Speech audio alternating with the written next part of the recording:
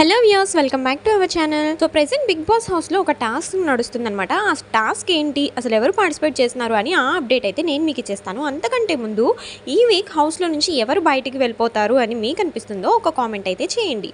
So 70K అంటే 70,000 సంపాదించుకునే chance అయితే నేను మీకు ఇస్తున్నాను అని చెప్పేసి బిగ్ బాస్ అయితే ఇచ్చారనమాట.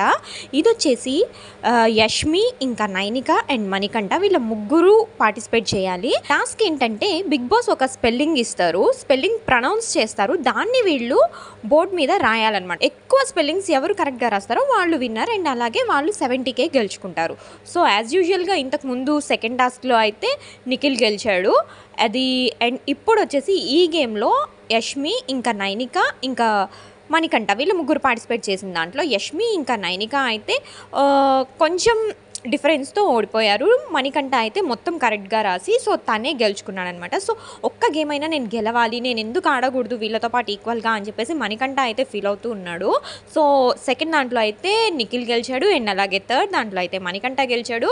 సో నిఖిల్ క్లానే ఇప్పుడు ఎక్కువ అమౌంట్ గెలిచింది కాబట్టి వీళ్ళ అమౌంటే ప్రైజ్ మనీకి యాడ్ అవుతుంది అనమాట. సో వీళ్ళిద్దరూ ఇంత కష్టపడి గెలిచిన దాన్ని మీరేమనుకుంటున్నారో మీ ఒపీనియన్ని కామెంట్ చేయండి.